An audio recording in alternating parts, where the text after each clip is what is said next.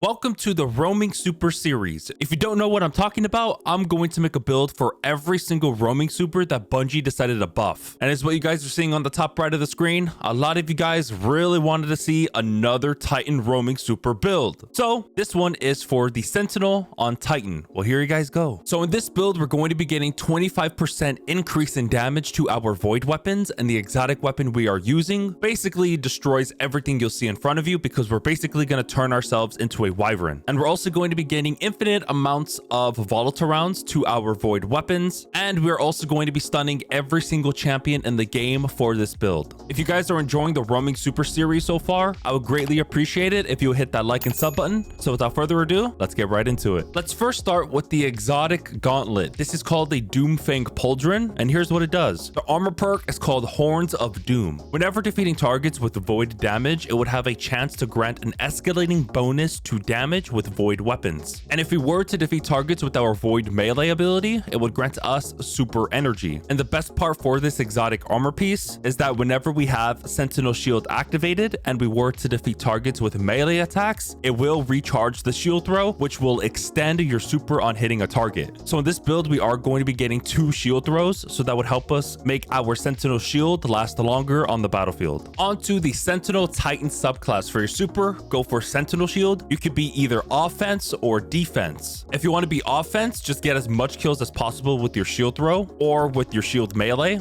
or you can actually guard with the shield to grant your allies that are behind you increase in damage. And if your teammates are behind you as you're guarding with your shield, they will get 40% increase in damage, plus 50 handling, and plus 50 reload speed. Let's head to the abilities. For your class ability, you can choose any barricade you like, but for me personally, I went for Towering Barricade. And same goes for the void melee. You can choose any of the 2 you like, but for me personally, I would like to use Shield Bash. And if you were to hit this on an overload champion, it would stun them. And you're also going to be getting an overshield if you were to hit a target as well. The same goes for your void grenades. You can choose any grenade you like, but for me personally, I went for the grenade that has the lowest base cooldown. And there's actually 2. There is Scatter Grenade and Magnetic Grenade, but in PvE, I think that Scatter Grenade is better than Magnetic Grenade. So go for Scatter Grenade if you like. But again, you can choose any grenade you like. Let's head to the aspects. For the first one, this was going to be extremely good when it comes to clearing out enemies, and it's called Controlled Demolition. Whenever we were to hit a target with our void abilities or volatile explosions, it would make them volatile. Further damage to a volatile target causes them to explode, granting you and your nearby allies health when a volatile target explodes near you. This also applies to our super, so we are going to be applying volatile to targets with our shield throw and with our shield melee for our Sentinel shield. The next aspect you're going to want to put is Offensive Bulwark. While you have an overshield or are inside a Ward of Dawn, your grenade recharges faster and you have increased the melee range and damage. And melee final blows will restore a small portion of your overshield and extend its duration. You're also going to be getting an additional shield throw while you have Sentinel shield. So you would usually get 1 shield for your Sentinel shield, but now you're going to be getting 2, which would help you make your super last longer whenever it's activated. So in total, we are going to be getting 4 fragments, and let's head to those. For the first fragment, go for Echo of Starvation. Whenever you were to pick up a Void Breach or an Orb of Power, it will grant you Devour, but sadly, you'll get minus 10 recovery. So in this build, we are going to be generating Orbs of Power and Void Breaches, and if you don't know what Void Breaches do, basically, whenever you pick it up, it will grant you class ability energy. For your second fragment, go for Echo of Reprisal. Final blows when surrounded by combatants will grant you super energy. Again, this is a roaming super build, so we're mainly prioritizing in our super regen. So by having this, we're going to be getting our super energy, or should I say our super, very quickly. On your third fragment, go for Echo of Instability. Defeating targets with grenades grants volatile rounds to your void weapons, and you'll also get plus 10 strength. So whenever we activate volatile rounds to our void weapons, we will have the ability to stun anti-barrier champions. So this is the main key point for this build in order for us to stun anti-barrier champions. And the fourth fragment I chose to put is Echo of Cessation. Finish your final blows will create a burst of void damage that causes nearby combatants to become volatile. We are going to be finishing targets if we want to produce tons of special ammo, which is called Special Finisher. And secondly, whenever we defeat a volatile target, it would give us a Void Breach. I only put this fragment because of the seasonal artifacts, such as Supernova. Whenever we pick up a Void Breach, it would cause your next source of Void damage to create a larger weakening pulse. And also Severed Cold. Whenever we pick up a Void Breach, it will grant you melee energy. And there's actually another artifact called Power from Pain. Rapid final blows against the weakened combatants will grant you Devour. Now that we're done discussing about the Sentinel subclass, let's head to the weapons. For your kinetic weapon, you can choose any pulse rifle you like in the game, but for me, I got lucky enough to get the God roll. For the dawning weapon, this is a stasis pulse rifle called Stay Frosty. Here's what you need to run. On the third column, go for Rhyme Stealer. Destroying a stasis crystal or defeating a frozen target with this weapon will grant you frost armor. I do recommend to enhance this because if it is enhanced, it will grant you ×2 stacks of frost armor instead of ×1.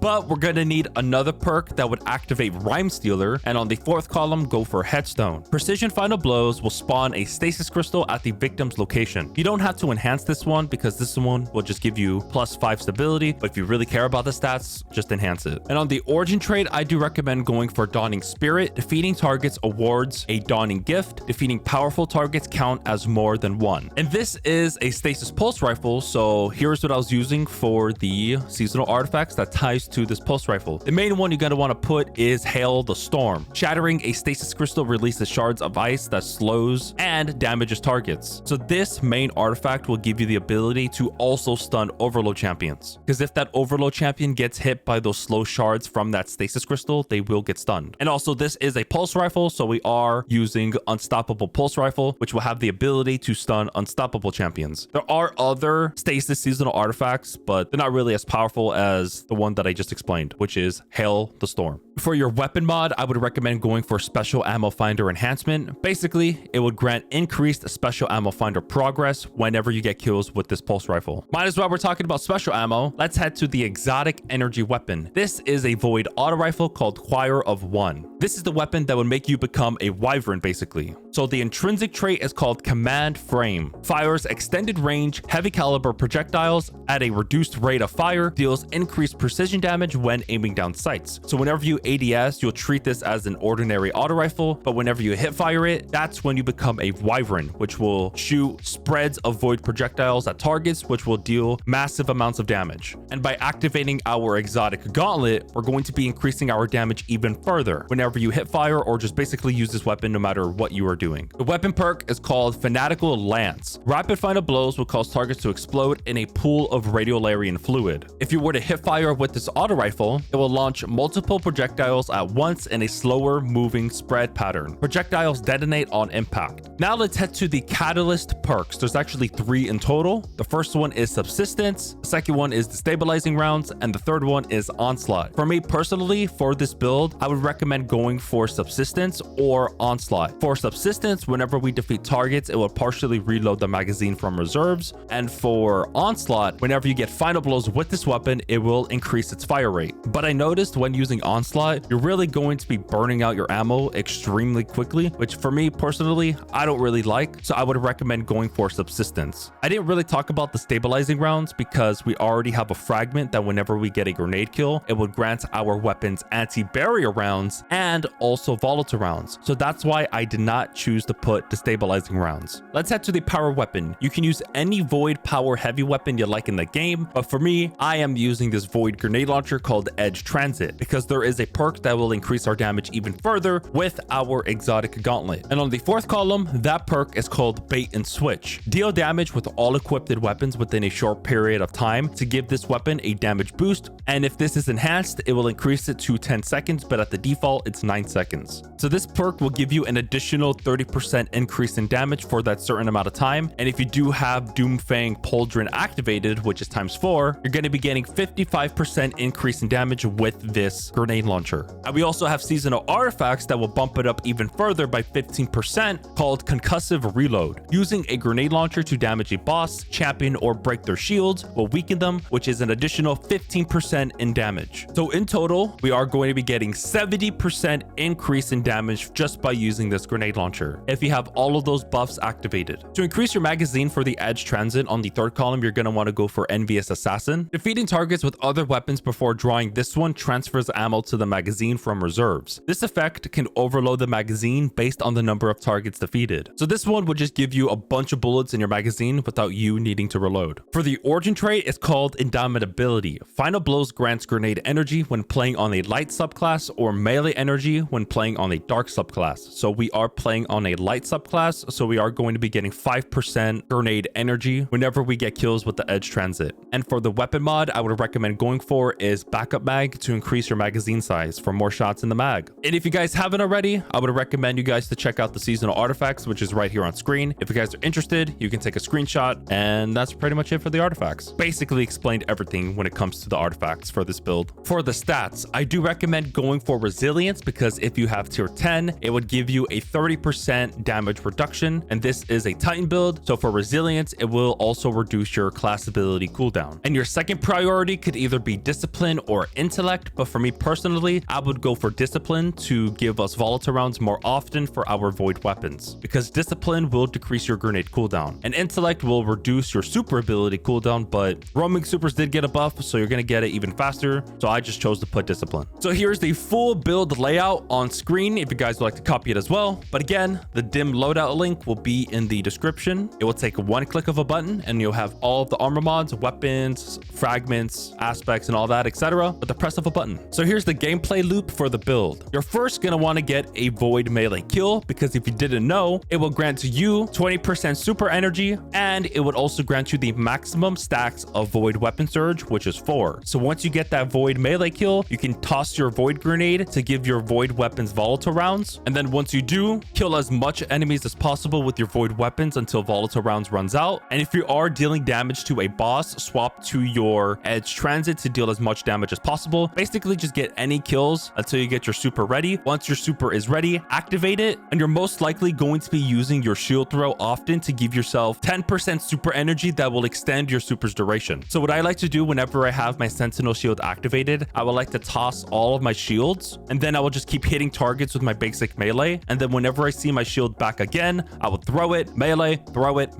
and rinse and repeat. If you guys are enjoying the roaming super build series, I would greatly appreciate it if you would hit that like and sub button. And the next roaming super vote is basically live right now, so be sure to check it out to see which roaming super you'd like to see in the next video.